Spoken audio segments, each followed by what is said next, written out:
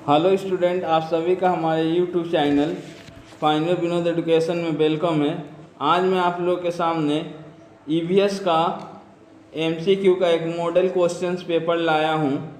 हो सके तो बहुत सारे स्कूलों में यही पेपर रहे, क्योंकि इस बार जो है स्कूल के सर ही पेपर बनाएंगे।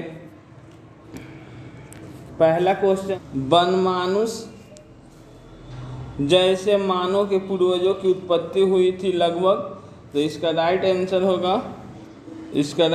होगा 30 मिलियन वर्ष पूर्व। नेक्स्ट क्वेश्चन है, पृथ्वी की उत्पत्ति कब हुई थी? तो इसका राइट आंसर होगा आप लोग को 4500 मिलियन वर्ष पूर्व। अगला क्वेश्चन है, पर्यावरण का अवयव है, इसका राइट आंसर होगा आपको अजैविक, जैविक और सामाजिक। डी नंबर होगा इसका राइट आंसर।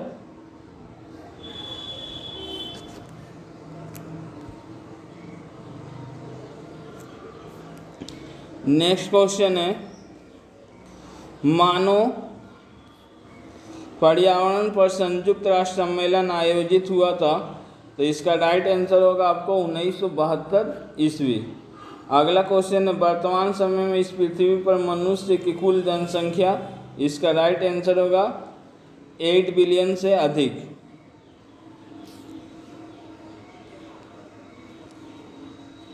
नेक्स्ट क्वेश्चन है, कितने प्रतिशत स्थल भाग पर जंगल है? इसका आंसर आप लोग कमेंट बॉक्स में करके बताइएगा कि क्या होगा इसका राइट आंसर। अगला क्वेश्चन है, जल के निर्वहनीय उपयोग को कहा जाता है? इसका होगा आपको ए नंबर आंसर नीली क्रांति।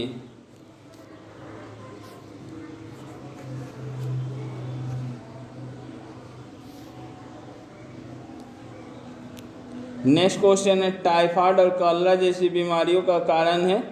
तो टाइफाइड और कॉलरा कौन सा होता है? प्रदूषित मिट्टी से नहीं होता है, प्रदूषित वायु से भी नहीं होगा, ध्वनि प्रदूषण से भी नहीं होगा, प्रदूषित जल होगा इसका राइट आंसर।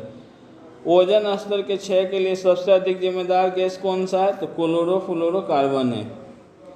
ए नंबर 10 नंबर होगा, वैश्विक उष्णता के लिए सबसे अधिक जिम्मेदार मानव निर्मित गैस है? इसका बी नंबर होगा, वैश्विक उष्णता के लिए सबसे अधिक जिम्मेदार जो गैस है वो कार्बन डाइऑक्साइड है। 11 नंबर क्वेश्चन है, राष्ट्रीय पर्यावरण जागरूकता अधिनियम का प्रारंभ हुआ था सन? इसका राइट आंसर होगा 1986 ईस्वी में। 12 नंबर क्वेश्चन है, वर्तमान समय में पूरे विश्व में यान वाहनों से CO2 गैस का निष्कासन होता है? इसका राइट आंसर होगा आपको 900 million metric ton. Next question है, विश्व में संक्रामक कुपोषण से पीड़ित लोगों की संख्या है? तो ऑप्शन देखिए, यहाँ पर कुछ गड़बड़ लग रहा है, क्योंकि इसका राइट आंसर होगा 828 मिलियन। तो यहाँ पर दिया लगभग 800 मिलियन, लगभग 900 मिलियन, तो उस हिसाब से लगभग 900 मिलियन होना चाहिए। नेक्स्ट क्वेश्चन है,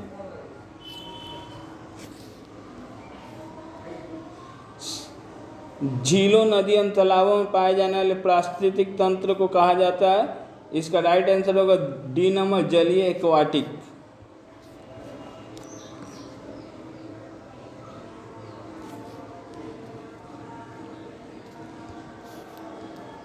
अगला क्वेश्चन है, नासा के अनुसार प्रतिवर्ष वायुमंडल में CFC की वृद्धि दर? इसका आंसर आप लोग कमेंट बॉक्स में कमेंट करके बताइएगा कि क्या होगा। नेक्स्ट क्वेश्चन है, अंतर्राष्ट्रीय भूकंपीय केंद्र स्थित है कहाँ पर? तो इंग्लैंड या ब्रिटेन में, UK इसका राइट आंसर होगा। उसके बाद हरित क्रांति के जनक थे MS स्वामीनाथन। ये जो मॉडल पेपर है, हो सके बहुत सारे स्कूलों में यही पेपर्स आ जाए, क्योंकि आप लोग जानते हैं कि सभी शिक्षक एक समान नहीं होते। कुछ शिक्षक अपने से पेपर बनाएंगे, कुछ शिक्षक जो किताब के पीछे दिया हुआ है वही पेपर्स आपको दे देंगे। तो आप लोग कमेंट करके हमको बताइएगा कि किन किन स्कूलों में यही पेपर आया है। उसके बाद 18 नंबर क्वेश्चंस आपको रीजनिंग से है। 18 नंबर क्वेश्चन आपको अभी कथन अर्थात रीजनिंग से है। तो हमको देखना पड़ेगा सबसे पहले जो दोनों कथन और कारण दिया है वो दोनों बात सही है या गलत है।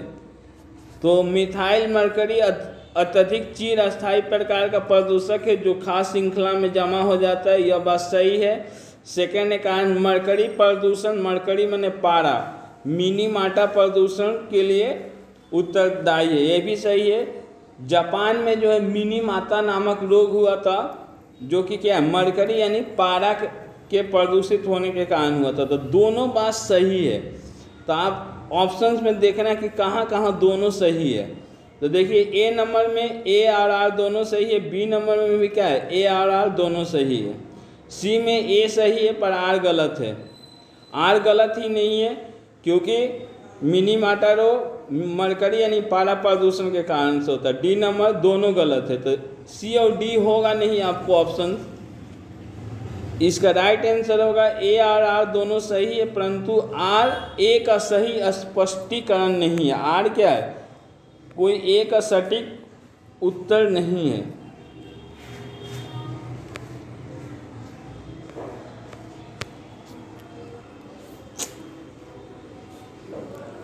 अगला क्वेश्चन भी आपको रीजनिंग का ही है। हमें प्रकृति के संसाधनों का उपयोग सावधानी से करना चाहिए। बात सही है बिल्कुल, क्योंकि प्रकृति और सजीव दोनों एक दूसरे पर निर्भर है। यह बात क्या है सही है। प्रकृति और मानव पर्यावरण के बीच एक पूर्ण संतुलन की आवश्यकता है, दोनों बात सही है। अब देखिए यहाँ पर जो प्रिंटिंग मिस्टेक हो गया है ए गलत है, तो ये होगा नहीं। ए आर आर दोनों गलत है, तो डी नंबर भी नहीं होगा। तो यहाँ पर होना चाहिए ए, इंग्लिश में देखिए सही है A and R are true but R is not correct explanation of A, लेकिन हिंदी में उसको गलत ढंग से लिखा है, ए गलत है। तो ऑप्शंस के हिसाब से इसका राइट आंसर होगा ए नंबर जो हिंदी के ऑप्शन है, और अंग्रेजी के ऑप्शंस के हिसाब से इसका राइट आंसर होगा बी नंबर। नेक्स्ट क्वेश्चन है ओजोन छिद्र बनता है, ओजोन छिद्र जो है कहाँ बनता है, तो इसका राइट आंसर होगा सी स्ट्रेटोस्फीयर में यानी समतापमंडल में बनता है।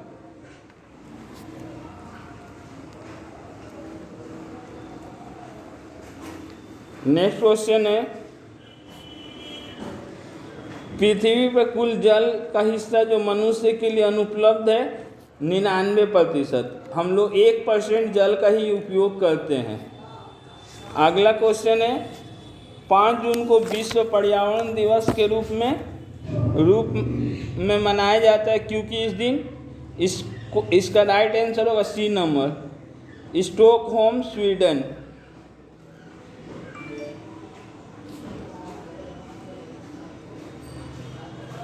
नेक्स्ट क्वेश्चन है अम्ल वर्षा का पीएच मान, इसका राइट आंसर होगा सी नंबर 4 से कम होता है। 24 नंबर भारत में वार्षिक मृदा अपरदन का परिमाण है, इसका राइट आंसर होगा B number 6000 million ton.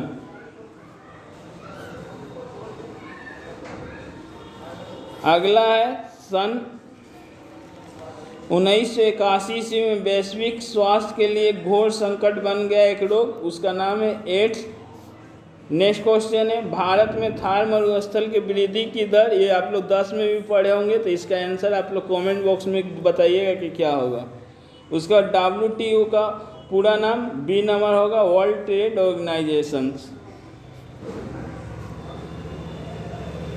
Next question है प्रथम बार अम्ल वर्षा हुई थी 1960 में। अगला है क्लोरोफ्लोरोकार्बन सबसे अधिक उत्तरदायी है जिसके लिए ओजोन क्षय के लिए। उसके बाद वर्तमान समय में दुनिया में अभी भी कुल अशिक्षितों की संख्या, इसका राइट आंसर होगा बी नंबर 100 करोड़। नेक्स्ट है चर्नोबिल दुर्घटना कब हुई थी, तो 1986 ईस्वी में यूक्रेन में। उसके बाद से विश्व के लगभग कितने प्रतिशत स्थलीय भाग में वन होने चाहिए, तो इसका राइट आंसर होना चाहिए 31%। तो इसमें 31 नहीं दिया हुआ है तो क्या करेंगे, मारेंगे इनमें से कोई नहीं। उसके बाद भोपाल गैस दुर्घटना बहुत ही फेमस 1984 ईस्वी में, जिसके लिए मुख्य रूप से जिम्मेदार कौन सा गैस था, MIC। उसके बाद से नेशनल इन्वायरमेंट अवेयरनेस कैंपेन कब चालू हुआ था, तो 1986 ईस्वी में। फिर आपको रीजनिंग का क्वेश्चन आ गया तो हम देखेंगे कि ये सही है कि नहीं। तो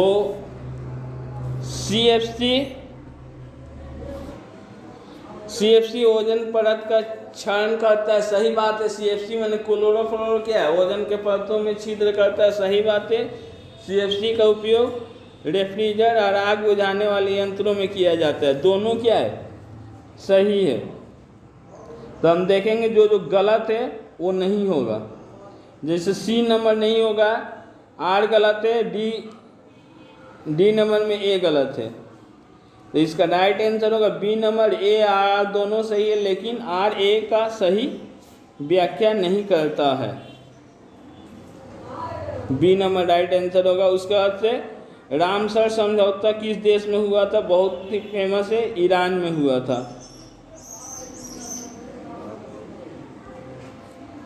अगला क्वेश्चन है एजेंडा 21 में 21 का क्या अर्थ है, तो 21वीं सदी से, इसका राइट आंसर होगा B नंबर। फिर आपको रीजनिंग दे दिया है कि पारिस्थितिक तंत्र की स्थिरता के लिए जैव संरक्षण महत्वपूर्ण है, यह बात क्या है, सही है। जैव विविधता, परागकण और पोषक चक्रण सहित विभिन्न पारिस्थितिक तंत्र सेवा प्रदान करने में मदद करती है, ये भी बात सही है। तो यानी गलत वाला नहीं होगा, तो इसका भी राइट आंसर होगा B नंबर। A और R दोनों सही है, परंतु R A की सही व्याख्या नहीं करता है। उसके बाद अगला है पेरिस समझौता को कौन सा नाम से जानते, तो इसका होगा C number COP21। Last question matching है, तो इसका आंसर होगा आपको B नंबर होगा।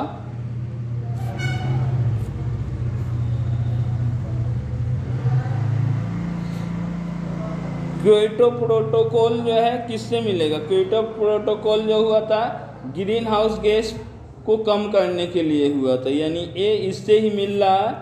और ओजोन छिद्र का मतलब 4 का क्या होगा, 4 का आपको 1 नंबर होगा ओजोन परत का पतला होना। और मॉन्ट्रियल प्रोटोकॉल क्या हुआ था, मॉन्ट्रियल प्रोटोकॉल हुआ था ओजोन की रक्षा करने के लिए हुआ था। आप लोगों में बार बार बोल रहा हूँ कि बहुत से स्कूलों में यही पेपर भी रह सकता है, तो आप लोग कमेंट करके हमें बताइएगा कि किस स्कूल में यह पेपर आया था। यदि वीडियो आपको अच्छा लगे तो वीडियो को लाइक करें तथा ऐसी वीडियो को देखने के लिए हमारे चैनल को सब्सक्राइब करें।